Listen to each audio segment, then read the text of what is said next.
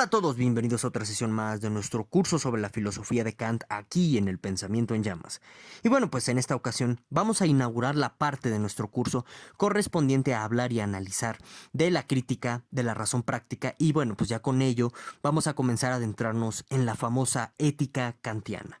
Que bueno, como veremos en esta sesión y a lo largo de otras más, pues la crítica de la razón práctica y en general la moralidad kantiana o la propuesta de la ética kantiana ha sido profundamente malinterpretada tanto por defensores como por adversarios, por diversos motivos que ya iremos viendo, pues como les menciono, a lo largo de estas sesiones. Y bueno, pues vamos a comenzar por un punto de partida bastante elemental, que bueno, pues nos va a servir para que en esta sesión demos una panorámica contextual lo suficientemente rigurosa para comprender in situ o en brevedad la propuesta de la ética kantiana, que bueno, pues ya iremos detallando a lo largo de otras sesiones. Entonces, comenzando con este punto de partida que les menciono, sobre los tres usos de la razón, recordemos que para Kant y en general para todo el pensamiento kantiano, hay tres preguntas fundamentales que justo están respondiendo cada una de sus tres famosas críticas. La de la crítica de la razón pura, la de la crítica de la razón práctica y la crítica del juicio. Entonces, una de estas preguntas consistiría en cuestionarnos sobre qué puedo conocer, que justo es una pregunta que le da respuesta a la crítica de la razón pura, que ya analizamos en otras sesiones de este curso. Y justo la idea aquí de la crítica de la razón pura, pues bueno, pues encontramos lo que contemporáneamente nosotros podríamos denominar como epistemología kantiana, que justo como ya vimos, lo que hace la crítica de la razón pura es poner los límites a la razón especulativa, en el sentido en el que vamos a encontrar las condiciones de posibilidad para tener un conocimiento posible en la experiencia, y en este sentido lo que trata de hacer la crítica de la razón pura es legitimar una nueva indagación sobre la metafísica en sentido crítico, de tal suerte que pues esto lo debemos entender como una metafísica que trata de dar los fundamentos del conocimiento sin burlar los límites de la humana razón, ¿no? Que en este sentido recordemos que para Kant la racionalidad es un ingrediente elemental para la formulación de conocimientos. Y entonces en este sentido, dentro del esquema de la filosofía kantiana, pues cuando nosotros hablamos de esta cuestión de qué puedo conocer y de la crítica de la razón pura como una respuesta a esta interrogante, pues bueno, no perdamos de vista que aquí, según Kant, le estamos dando un uso especulativo a la razón.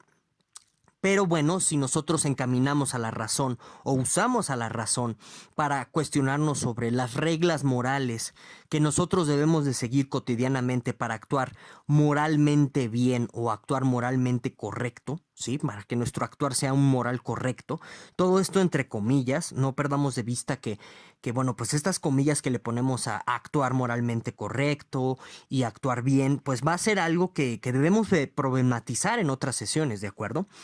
Y bueno, pues cuando nosotros dirigimos o usamos a la razón para estas cuestiones prácticas, entre comillas, ¿no? Cotidianas también, de nuevo, entre comillas, sobre qué regla moral yo debo de seguir para actuar bien, otra vez de nuevo, entre comillas, pues bueno, estamos dando un uso práctico a la razón. Sobre la tercera interrogante, ¿no? Sobre qué debo esperar y qué tipo de uso le estamos dando a la razón en este campo pues, de la filosofía kantiana, ya lo iremos analizando pues en otras sesiones de este curso, porque es un poquito más complejo, no es tan sencillo como aparenta ser lo que tiene que ver con la crítica del juicio, ¿de acuerdo? Bueno, pero entonces concentrémonos por el momento en la interrogante de qué debo hacer y de este uso práctico que les menciono, que se le da a la razón para estas cuestiones cotidianas sobre qué regla moral yo debo seguir, ¿de acuerdo? Para que, de nuevo, pues se diga o se presuma que yo estoy actuando moralmente correctamente, ¿no? Ay, bueno, valga redundancia ahí, no importa, en fin. Entonces, aquí lo que yo les invitaría a cuestionarse y a interrogarse es si este uso de la razón es legítimo, ¿sí?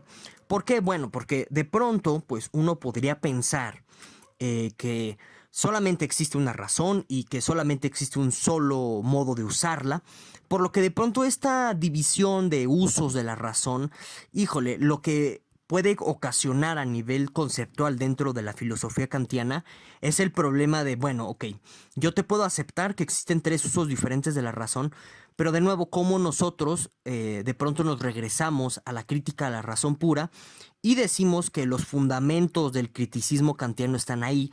Si justo lo que parece hacer Kant es nada más referirnos a un uso particular de la razón, por lo que no podríamos extrapolar los fundamentos que están presentes en la crítica a la razón pura, los principios del conocimiento, los principios del entendimiento, a otras indagaciones de la filosofía kantiana, porque ya serían indagaciones particulares que requieren su propia crítica, su propia fundamentación, su propia indagación sobre estos mismos principios.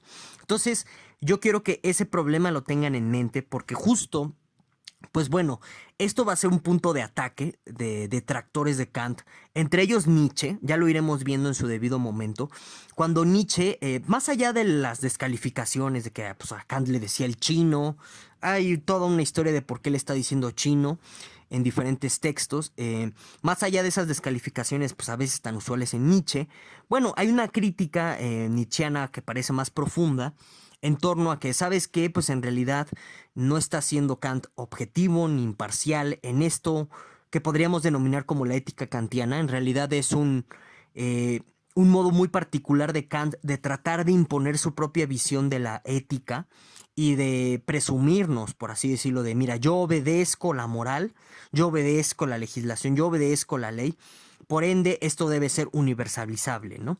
Bueno, esa es toda una discusión, pero que justo se origina a partir de esta interrogante sobre si es legítimo que nosotros tengamos diferentes usos de la razón en términos de Kant, ¿de acuerdo? Y miren, y esto no es fortuito ni en balde, porque si ustedes checan el prefacio o el prólogo de este texto de la crítica de la razón práctica, se darán cuenta que Kant está muy, digamos, obsesionado, o hace demasiado énfasis en tratar de justificar por qué él va a hablarnos de una crítica de la razón práctica y no de una crítica de la razón pura práctica, ¿sí?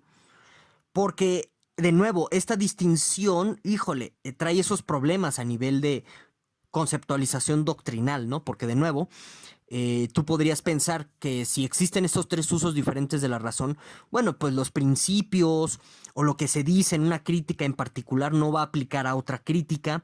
Y en este sentido es problemático para Kant porque, pues como lo iremos viendo también a lo largo de otras sesiones, pues los fundamentos de la filosofía kantiana están en la crítica de la razón pura, por lo que en algún sentido tienen que ser universalizables a cualquier temática que vaya a abordar Kant, o bueno, tiene que ser su suelo o su fundamento teórico constantemente, lo que ya se dijo en la crítica a la razón pura.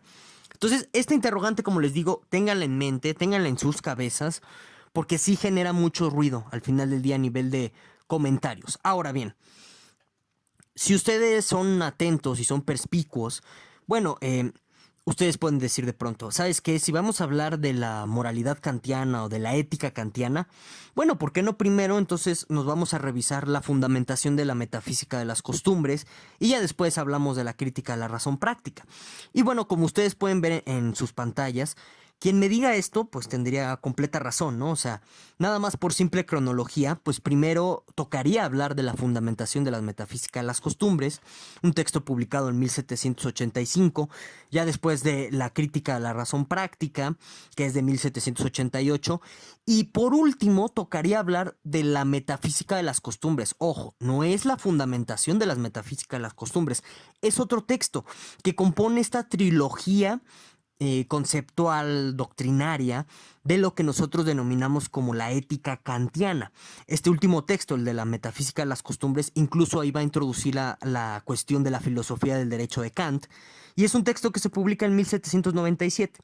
Entonces, ¿por qué nosotros en esta ocasión, para comenzarnos a introducir a la ética kantiana, vamos a hablar primero de la crítica a la razón práctica y ya después en otras sesiones, después de ver la crítica del juicio, hablaremos de la fundamentación de la metafísica de las costumbres? ¿Por qué vamos a proceder de esta manera? Es importante decirlo. Bueno, porque en el texto tan clásico y que de pronto, yo no sé por qué hacen eso de pronto en ciertos colegios de filosofía, ¿no? Dejar este texto de la fundamentación de la metafísica de las costumbres a alumnos de segundo semestre, de primer semestre. No sé por qué hacen eso, la verdad, porque es un texto que es profundamente ambiguo en el ingrediente elemental de la ética kantiana, que ya iremos analizando en qué consiste esto, conocido como el imperativo categórico. En el texto de la fundamentación de la metafísica de las costumbres hay tres versiones de esto que se conoce como el imperativo categórico, esta máxima que debemos seguir racionalmente en términos de Kant, en nuestro actuar moral. Entonces, en la fundamentación de la metafísica de las costumbres, como les digo, hay tres formas de representar esta máxima. Una, como la idea de lo incondicionado, el actuar incondicionado. El segundo es como esto que se conoce tradicionalmente o famosamente como la regla de oro, de no hagas a los demás lo que no te gustaría que te hicieran. Y la tercera consideración, o bueno, la tercera formulación del imperativo categórico presente en la fundamentación es el de la universalidad, ¿no? Actuar de tal suerte que sea deseable que tus actos se universalicen, ¿no? Bueno, no se preocupen por el momento si esto les parece como un lenguaje chino o una cosa así por el estilo. Ya lo iremos detallando en otras sesiones. Nada más es para contextualizar el texto de la crítica a la razón práctica y también pues justificar por qué vamos a ver primero este texto, ¿no? Como les digo, es muy ambiguo el texto de la fundamentación de la metafísica de las costumbres y el propio Kant sabía que era ambiguo porque están estas tres formulaciones del imperativo, razón por la cual el texto de la crítica de la razón práctica, que es el intermedio, el de 1788, es el texto, por así decirlo, definitivo en materia del imperativo categórico. ¿Sí? Es ahí donde Kant va a resolver esta ambigüedad de las tres formulaciones, que es una ambigüedad que incluso fue objetada en su momento, ya lo iremos viendo a lo largo de estas sesiones. Fue una ambigüedad objetada a Kant, ¿no? De, oye, bueno, pues entonces, ¿cuál es esta máxima que debemos seguir racionalmente si hay tres formulaciones del imperativo, las que tú estás dando? Y es porque, digamos que este texto de la fundamentación de la metafísica de las costumbres es un texto, yo diría, con todo el respeto que Kant me merece, es un texto muy al vapor, que escribió Kant muy, muy rápido, y es por la avanzada edad que él ya tenía. O sea, recordemos, como esto ya lo hemos visto en otras sesiones, que una de las principales preocupaciones que tiene Kant es el tema de la moralidad, su fundamentación. Y entonces, por la cuestión de la censura, por la cuestión de, pues muchas circunstancias contextuales de las que ya hablamos, a partir de las cuales Kant no pudo hablar tan explícitamente de ciertos temas, pues tuvo que retrasar la publicación de la crítica a la razón pura, perdón. Y bueno, pues este retraso hizo que todo su programa ideológico, podremos usar ese término de una forma inocua por este momento, todo su programa ideológico, filosófico, también se retrasara. Y entonces, este texto de la fundamentación está hecho muy al vapor. Y tú lo notas justo por la cuestión de redacción, la cuestión de estilo. No es tan detallado ni tan cuidado este ensayo como otros ensayos que va a escribir Kant. Entonces, ya verán ustedes que siempre es bueno y siempre es recomendable primero abordar la crítica de la razón práctica, porque como les digo, ahí encontramos la lectura definitiva, por así llamarle, de la cuestión del imperativo categórico, y ya con esa lectura uno ya puede analizar otros textos de ética de Kant. Sobre todo te regresas al texto de la fundamentación de la metafísica de las costumbres y entiendes cómo resolver este problema de las tres lecturas del imperativo. Y ahorita vamos a ver por qué es un problema estas tres lecturas del imperativo. Tiene que ver con el ideal o con la intención que está persiguiendo pues la ética kantiana de por qué no puede existir tres lecturas. Y ya teniendo pues un entendimiento, una comprensión cabal de esta lectura definitiva del imperativo categórico en la crítica de la razón práctica, ya puedes entender ahora sí el texto definitivo de Kant de 1797, que es la metafísica de las costumbres, tal cual, que ya es la fundamentación crítica.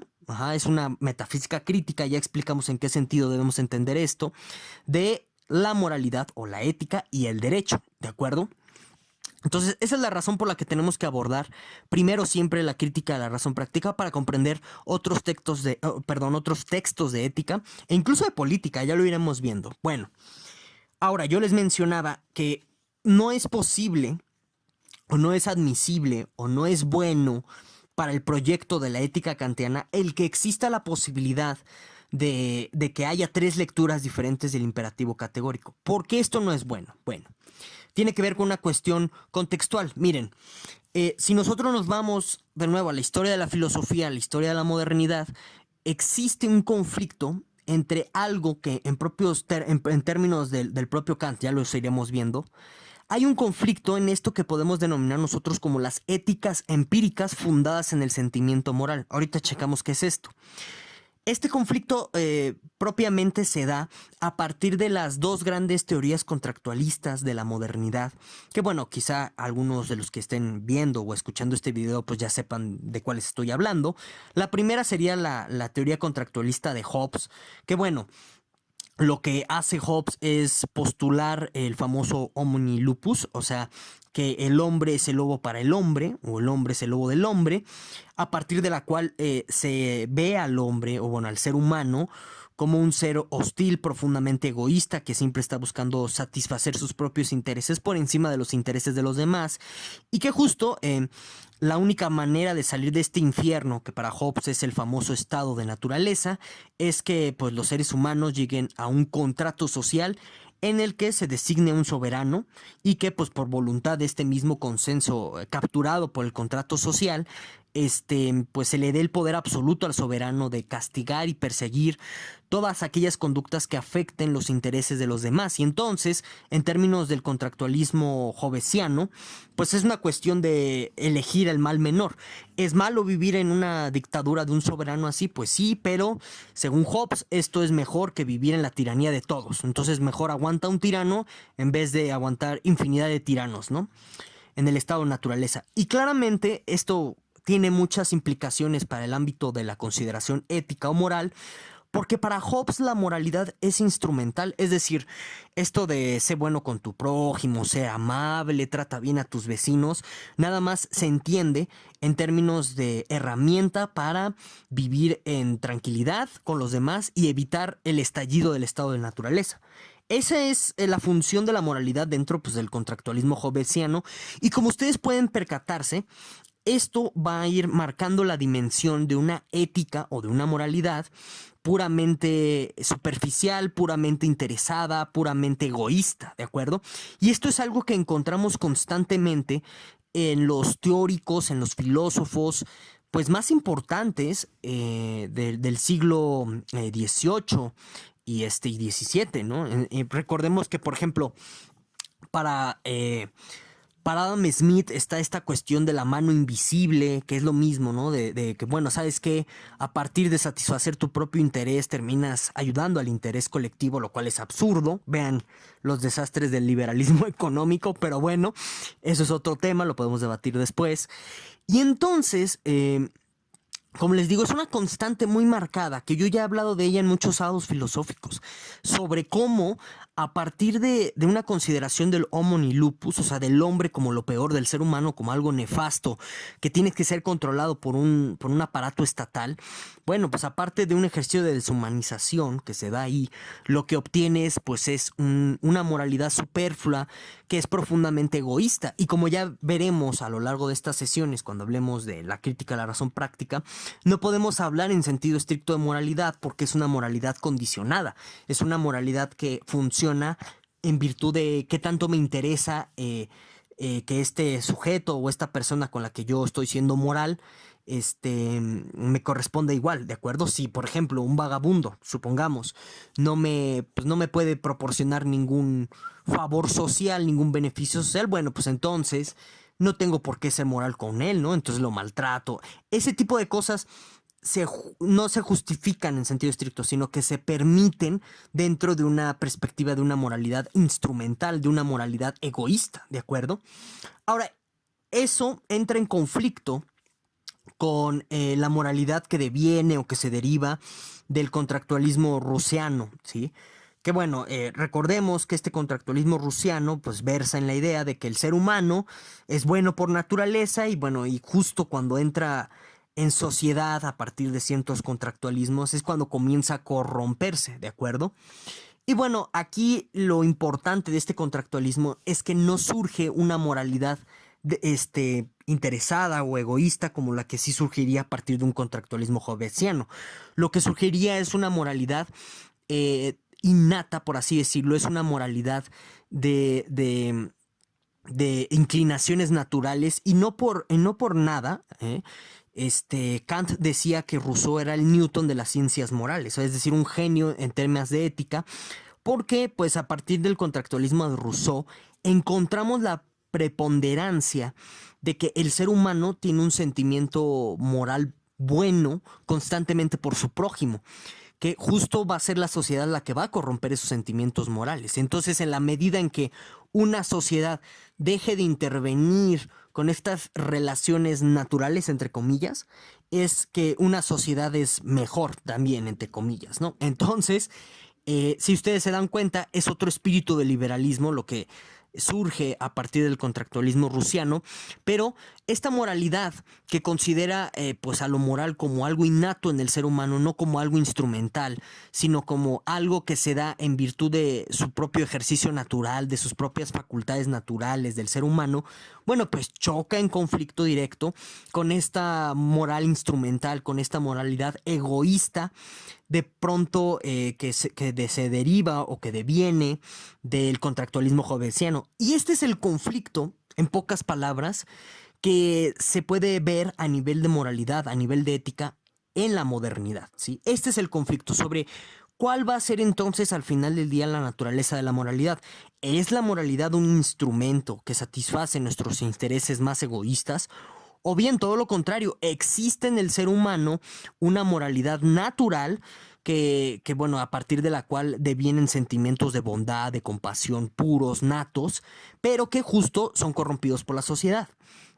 ¿Cuál va a ser la naturaleza de la moralidad? ¿Sí? Esa es la interrogante que está presente, como les digo, en la filosofía moral de la modernidad, pero que también es importante tratar de resolverla porque pues estamos ya en las últimas décadas del siglo XVIII.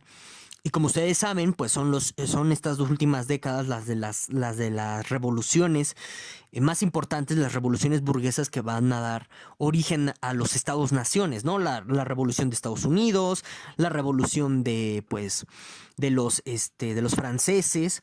Y entonces, recordemos que son revoluciones que también están destruyendo el centro teocrático, el centro de poder teocrático medieval, monárquico, en el que, bueno, pues entre muchas cosas se justifica la moralidad gracias a Dios, ¿no? O sea, la moralidad es lo que dicta Dios, lo moralmente bueno es lo que dice Dios, y también Dios hace seres humanos moralmente buenos por naturaleza y hace seres perversos también por naturaleza. Eso en situ, en grosso modo, es lo que vendría a decir esta moralidad cristiana que fundamenta filosóficamente pues las reglas morales que tenemos en sociedad. Es esta moralidad que está destronándose, que está siendo desterrada del imaginario colectivo occidental, y entonces las sociedades y también los pensadores se tienen que decantar por una de estas dos propuestas éticas que están entrando en conflicto. Por una ética que ve a la moralidad como un instrumento de nuestros intereses egoístas. Entonces estamos del lado del contractualismo hobbesiano y de la moralidad que de ahí se deriva, o como una moralidad natural en el ser humano que justo es corrompida por el intercambio social, ¿no? Y esa es la moralidad que deriva del contrato social rusiano. Eso es el conflicto por el cual nos tenemos que decantar.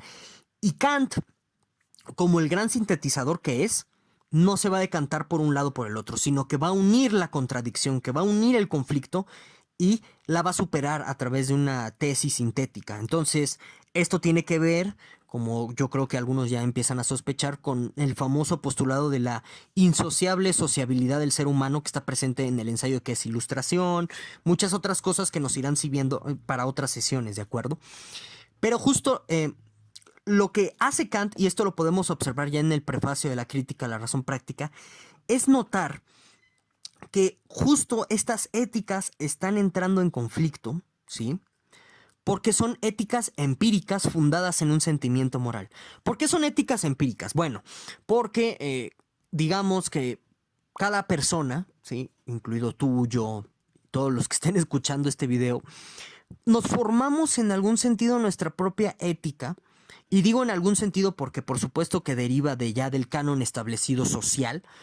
Nosotros vamos moldeando nuestra propia ética individual conforme a nuestras experiencias, ¿no? Entonces, no sé si ustedes han visto o han escuchado personas que dicen, no, pues no confíes en, qué sé yo, en los gitanos porque son estafadores. Entonces son malos, trátalos mal. Y se justifica hay una ética particular hacia los gitanos, ¿no? Pero en realidad, si tú observas la historia personal de esa persona que te está diciendo eso, bueno, pues a lo mejor fue estafado por un gitano. Y entonces te das cuenta que es una ética empírica basada o fundada en sus sentimientos morales.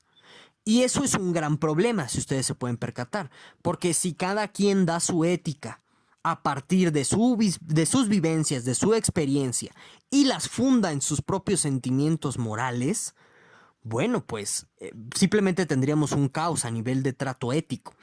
Y esto también puede escalar a lo jurídico, porque pues también, como lo iremos viendo en otras sesiones, ¿no? Cuando veamos la filosofía del derecho de Kant, también hay un derecho empírico en las sociedades, que esto se llamaría como un derecho consuetudinario de usos y costumbres, que se basa en las propias experiencias de la sociedad. Y en este sentido, pues es un caos porque tú puedes entrar en conflicto con otra sociedad que tiene un derecho empírico diferente por sus vivencias, ¿no? Entonces, por eso no es factible, dice Kant, que haya una ética empírica fundada en el sentimiento moral. Tiene que haber una universalidad no basada en nuestros propios sentimientos morales, porque ese es el caos a nivel de convivencia social, ¿no? Noten, esto es algo muy importante que nos va a servir después para para hablar de las famosas críticas y detractores hacia la ética kantiana, ¿sí? Entonces, anoten eso, ténganlo en mente, ¿de acuerdo?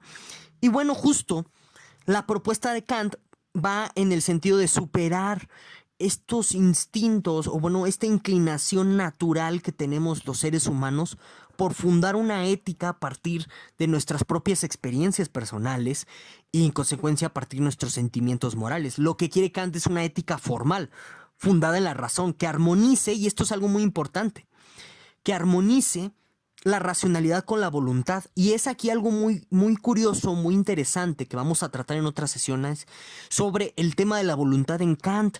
De pronto pensamos que Schopenhauer es el primero en hablar de la voluntad en la historia de la filosofía occidental, y no, es una temática que ya estaba en la crítica de la razón práctica en Kant, y justo Kant es consciente. Por eso les digo, Kant no es un tonto, y cuidado con esas caricaturas sobre Kant.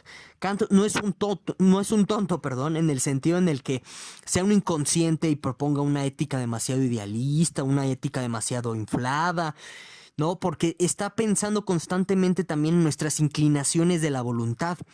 Y justo, si ustedes eligen creer, es algo que le está señalando Schopenhauer a Hegel en El mundo como voluntad y representación. Le está diciendo a Schopenhauer a Hegel, es que Hegel olvidó el tema de la voluntad en Kant. Y justo Schopenhauer está retomando esta misma voluntad. Porque justo si nosotros nos quedamos en el puro plano de la razón especulativa, nosotros no vamos a poder armonizar con el tema de estas inclinaciones de la voluntad, que justo tiene que ver con nuestras propias vivencias, nuestros propios sentimientos morales y demás, que nos hacen inclinarnos por una ética particular. Justo lo que vamos a encontrar en la crítica de la razón práctica es un intento por armonizar a través de una ética formal nuestras inclinaciones de la voluntad hacia ciertos tipos de sentimientos morales dada nuestra experiencia, con una máxima de comportamiento fundada en la razón para que se vuelva universal y necesaria y que todos la podamos seguir. Y entonces aquí vemos también algo muy interesante que iremos comentando sobre la primera explosión del romanticismo alemán. El romanticismo alemán va a quedar completamente cableado por este conflicto que describe Kant en la crítica de la razón pura. El conflicto entre la razón, diciéndote lo que es más conveniente racionalmente para todos, y la voluntad, que siempre está deseando intereses particulares, intereses mezquinos, basados en nuestras experiencias personales. Y en muchos sentidos, y esto yo se los dejo aquí como reflexión, ese es el gran tema de la ética. El conflicto entre lo racional y la voluptuosidad, o lo racional y nuestros propios deseos particulares egoístas, ¿no? Y ahí está Mr. Jekyll y Mr. Hyde, esta famosa novela de Stevenson. En realidad no existe algo así como el bien y el mal en sentido moral, sino que existe este conflicto constante entre la razón y la voluntad, o la apetencia, o nuestros instintos más bajos, etcétera. Y justo como les digo, Kant es consciente de eso y vamos a ver cómo su ética formal trata de ser una respuesta a este problema. Y bueno, ya como siempre, para concluir el video de esta sesión, les dejo aquí en pantalla un libro buenísimo de Whitebeck. Whitebeck, para todo lo que tiene que ver con pues la crítica de la razón práctica y todo lo que tiene que ver con la moralidad kantiana, es excelente, súper recomendado. No un Caimi cualquiera, no. Es un Whitebeck ejemplar. Entonces, ya saben ustedes cómo encontrar estos libros. No lo puedo decir aquí en YouTube por obvias razones, pero fácil los encuentras, ¿eh? Y bueno, les recomiendo este libro de Whitebeck, A Commentary on Kant's Critique of Practical Reason, ¿de acuerdo? Les recomiendo ese libro. Y bueno, ya sin más, pues muchísimas gracias por ver. No olvides dejarme todas tus dudas, críticas y comentarios aquí abajo, pues en la caja de los comentarios. Y sin más, nos vemos hasta la próxima sesión.